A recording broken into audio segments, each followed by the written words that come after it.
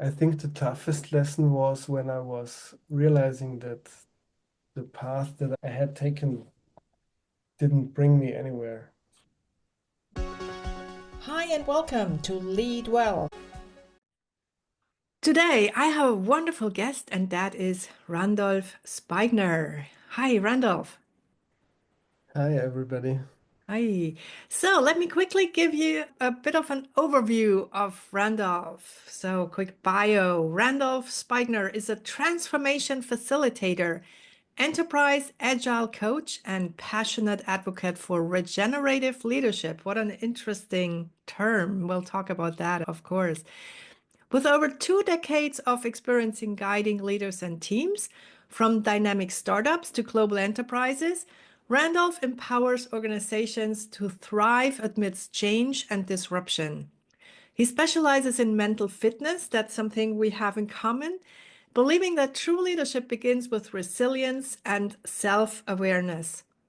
Randolph regularly shares insight on mindful leadership and is an active speaker at international events like this year in Denver, Agile 2025, and then in Switzerland on the XP event 2025 as well. Welcome, Randolph. Great to have you. Thank you. So, let me ask you a few questions here. So, you have spent decades facilitating transformations. How did your journey start, and why have you focused on regenerative leadership and agile coaching in particular? Hmm. Well, I think agile coaching is a form of applied organizational development based on agile principles and values. And then the regeneration comes in when we want to tap into those frozen energies that are in our subconscious and where we want to actually lift this potential, which then brings those structures to life, those agile structures. So that's a Hmm. combination, I think, Okay. to facilitate transformation. Hmm. And what does this regenerative leadership? I've never heard this term before, reading it in your documentation. So, what does this mean, and how do you approach that? Mm, so regenerative is to restore something which is broken. And I think when we look around, a lot of things are broken by a more exploitative mindset, which is also present in all kinds of management theories of the 20th century.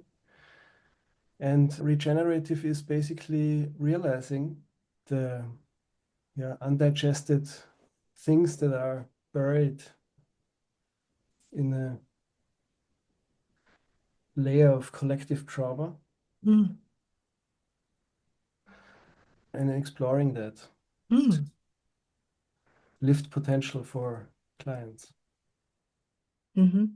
And what does this look like in practice? So, when you say you take an approach of regenerative leadership, what is happening there? This practice is regenerative in the sense that you become aware of your own blind spots. So the places in you where you store a certain energy, which you are not aware of, but which basically you carry in front of you everywhere you go. You also perceive the world in a way that is like colored. Hmm. Regenerative means that we become aware of these structures Okay. and we tap into the frozen energy which lies below these structures. It's like a frozen part of myself, something Hmm. I have fractured some time back. And yeah, we become aware of these transformational steps as catalysts for transformation. That's the aim. Hmm. That's why it's regenerative. So it's regenerative in ourselves by tapping into these hurt parts of ourselves. Hmm. And are you doing that by talking to people? Are you doing any exercises, any energy work? Yeah, first of all, you do it by yourself. So you become your own vessel of transformation. You, Mm. whenever you face an obstacle, probably it has to do with yourself, and this also means in your work, if you face something which you're not aware of or which overwhelms you, that's probably a good sign that there is something which is ready to integrate. So you use your own path, so to speak, as a way to make more and more space for whatever comes your way. And I don't have a, because I think a lot in images, I still don't have an image of what I would need to do to get there. So Mhm. is this meditation or what is it? What is the access point there? I think it's mindfulness, yes. Okay. So to be mindful of the interception, the interception, which is basically feeling the inside of your nervous system Mm-hmm. and becoming aware of the signals that come from the nervous system and really becoming able to interpret the signal and Mm-hmm. not be overwhelmed by it. Mm-hmm. Because usually we are overwhelmed, and mindfulness helps us to be aware of whatever might be overwhelming. Mm-hmm. Okay, so being able to get into the observer level and literally observe what's going on in ourselves and around ourselves without being overwhelmed by it. It reminds me of a technique that I'm using, the trust technique, where hypothetically we have 10 different thinking levels. We call them thinking levels. And when we are at a thinking level that is beyond 8, 9, 10, we are so in panic, we're so overwhelmed, as you said, by everything outside that we can't really act, we can't think. We just have this one thought we need to get out of there. So we need some mindfulness to be able to look at things, to then change them. Have I got that? Okay. Yeah. Wow. Cool. So what is one of your most rewarding experiences that you've had guiding leaders and teams through this change? Yeah, the highlights are the retreats we facilitate with our enterprise clients, where we run internal cohorts of like 24 change agents. These are transformational leaders, like maybe HR coaches, but also, any role can lead in such an environment. So anybody Mm. is really there are people from HR in it, but also people from IT, Mm-hmm. where you want to have a broad representation of the system. Mm-hmm. And then you go on a journey of 6 months, and in the middle of it, and at the beginning of it, there is a retreat where you basically meet as a group for 4 days, and you have the possibility to practice approach, Mm-hmm. to also practice mindfulness, Mm-hmm. and to practice on a collective case, which is the company that you're in. Mm-hmm. And then develop a space where you can start working systemically with people and also initiate a collective transformational journey Mm-hmm. where you focus on evolving the culture and the mindset in the container that you built, so in the Mm-hmm. vessel that you are Mm-hmm. as. And it's 6 months long, you said it's a six month transformation journey. Yeah, it's depending on how you set the appointments, but it's Mm. up to a year. Oh, wow. So we also, of course, do leadership training where we recruit leadership from our clients to basically also make sure that the collective leadership effectiveness increases. Mm-hmm. So the leaders receive a 360 and they also go into immersive experiences like a retreat. And there also, yeah, get information about their reactive tendencies. So what they bring from the past and also what their potential is. And together with a group of peers, design an alliance for deliberate development. Mm. Wow.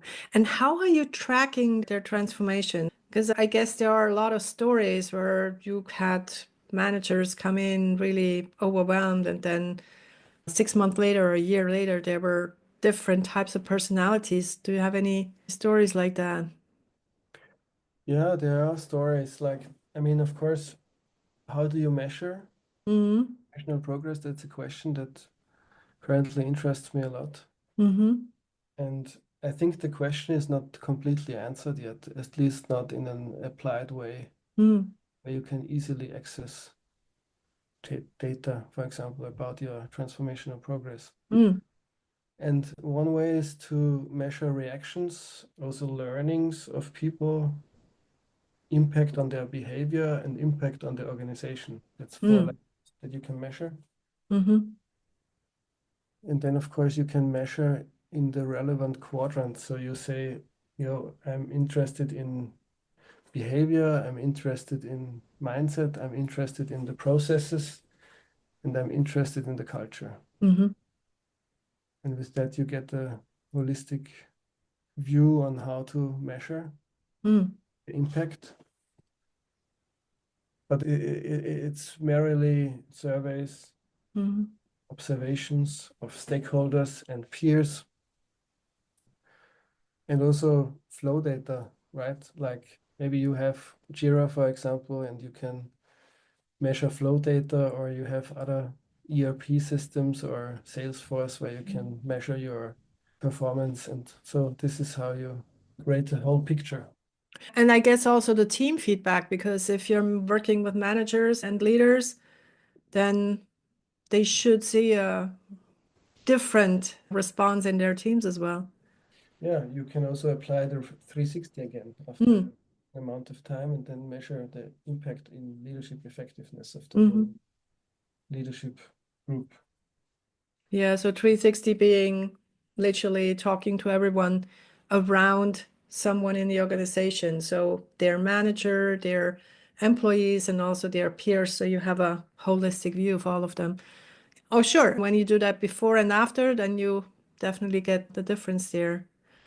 So when you're into mindfulness and into resilience and regenerative, what is any practice, one practice maybe that you personally are doing every day to stay mentally fit?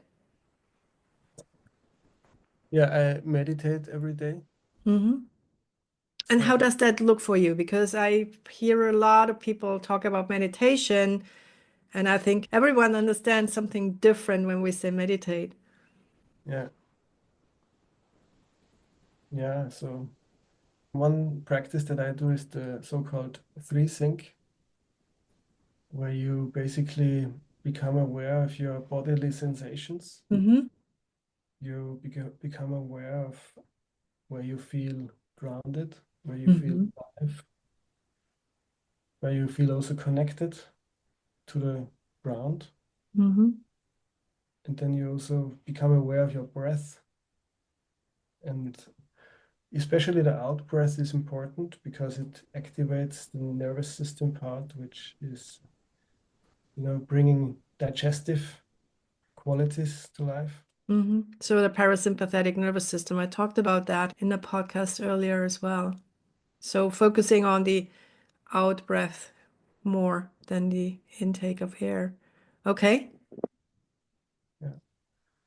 And really, with the out breath, also experiencing anything that is coming up Oh. that is pleasant, and also the tensions that are coming up Mm. in the body. Mm. The first step, the first level of the three sync, and then the second level is to tune in with the subtle energies, meaning to tune in with emotions. Hmm. So, what is the emotional state? Whether there is fear or joy. Hmm. And then also becoming aware of the thoughts that are around, and also noticing that we notice all these energies in us, and becoming aware of the space in which all these energies arise, so to speak. Mm. So, And then this is the presence in which you can breathe. Oh, okay. So that's a daily practice for you. How long would you spend with that? That's 1 hour. 1 hour. Wow, Mhm. that's a deep process then. And additionally to that, an active practice like jogging and some yoga stances or meridian stretching exercises. Okay, say more about that. Meridian stretching. I'm not an expert in it, but it's certain stances. They are similar to yoga stances where you can also practice body awareness. Wow. And so, yeah, like you described that, you're really aware of your body and mind then when you've gone through those exercises. Mhm. Wow, Yeah, it's cool. Well, when you look back on your journey as an agile coach, now as a trainer, a leader for others, what is the toughest lesson that you've learned so far, and how has that shaped you? I think the toughest lesson was when I was realizing that the path that I had taken didn't bring me anywhere.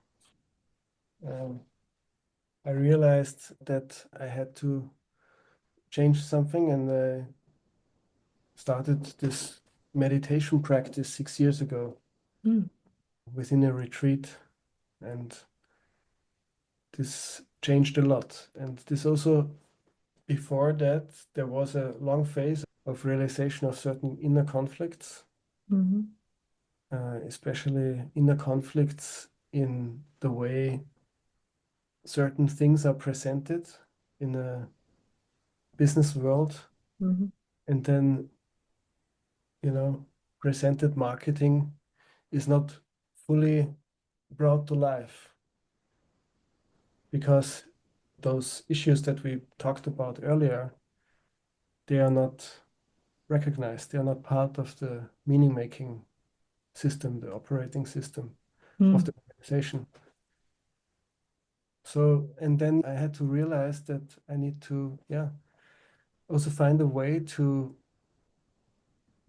deal with leadership and culture, which were always the points where my transformation efforts back then, yeah, collapsed mhm.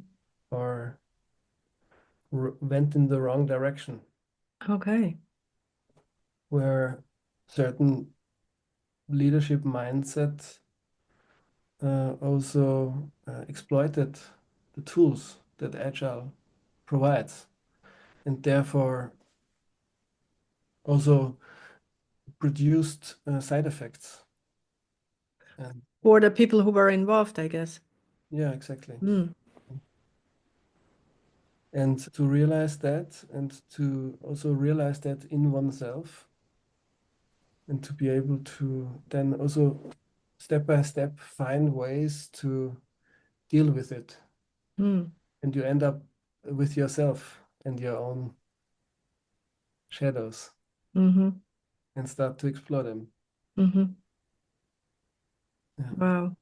Wow. And you then took the next step and changed what you did and your approach, which is great. Mhm. Let me ask you that because one of my biggest values really is curiosity. What role has curiosity played in your approach to life, to leadership?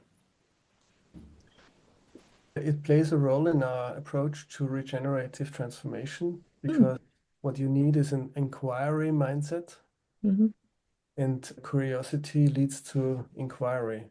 mm, So being able to recognize the not knowing mhm, as something which is welcome. mm. Okay. So to step into the future, to be open for what's coming. Mhm. Without needing to know it, to make plans, to have a kind of scenario already in mind. Mhm. Okay. But also having an intention. Mm-hmm. So at the same time, you have an intention. And that's your purpose. Mm-hmm. And part of your purpose is also to work with the difficulties that come Mm-hmm. to you.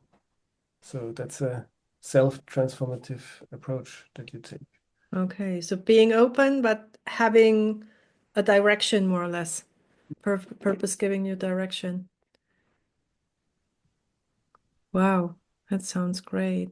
Now, if our listeners could adopt just one principle from your work, what would you recommend? What would have an immediate impact?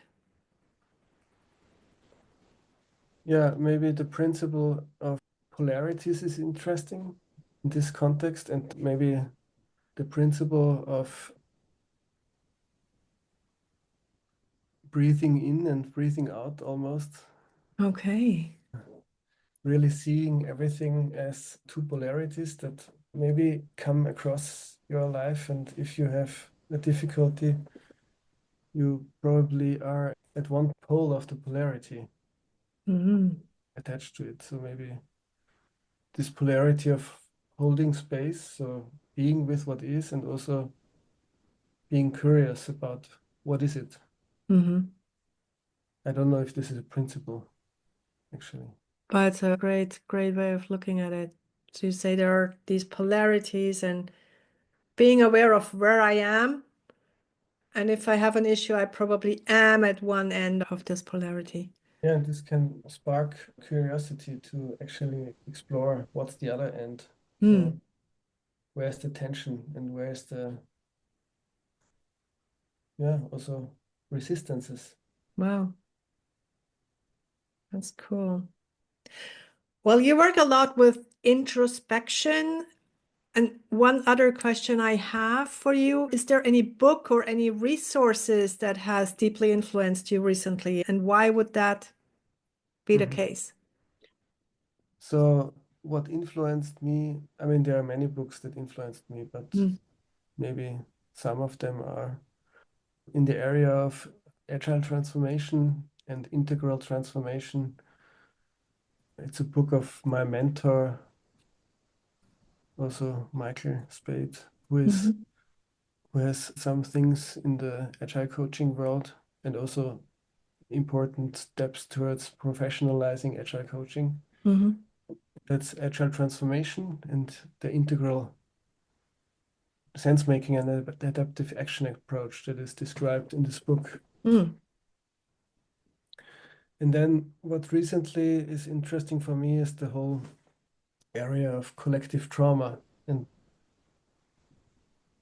there are some teachers like Thomas Hübel, for example, who explore collective trauma, but also others. Mhm. So that's a huge field where I'm interested. Mhm. And of course, the whole regenerative organizational dimension with Theory U and regenerative leadership. Bob Anderson, Bill Adams, the Leadership Circle, and the Mhm. Scaling Leadership, Mastering Leadership books, Reinventing Organizations. These are books that are important for me. And also an everyone culture where the core of what we do, namely to create deliberately developmental communities, Mhm. is described, where you design an organization in a way so that they deliberately focus on the strategic imperative, which is to help people grow their capabilities, Mhm. also their leadership mindset, in order to create organizations together with their peers that are more capable of those that they are sitting in right now. Mhm. Mhm. So, which is again about the purpose of an organization. Mhm. So not only to create more money, more income, but also grow the people that are working there. Because the inner growth leads to outer growth. Mm. The inner growth leads to the ability to really take in the reality that is around you. So Mm. really you can hold the whole thing in a way that you can create effective solutions to the problems that you Mm. And it leads back to the initial things we discussed, because inner growth leads to outer growth. It's not only true for organizations, but also for each and every individual. Mhm. Wow, that's where the circle is coming together. Wow, it's so interesting. And it's a very different way of looking at the world that I get to know through you. So thank you very much, Randolph. Where can people find more about you and about the speaking engagements that you have? There's a website, cogrow.space, and there's also the public offering on thecollectiveedge.com. And in LinkedIn, I have a profile. Cool. Well, thank you so much. I will definitely put all the links also in the show notes. It was really, really interesting having this conversation with you. Thank you so much for sharing your insight and your knowledge, your wisdom. And yeah, I'm sure there will be more from you to come. Thank you so much. Thank you. This was Lead Well. Now, what is the one thing that you're taking away from this episode? Please share in the comments below, and do share the podcast with your friends and family, but only if you like it.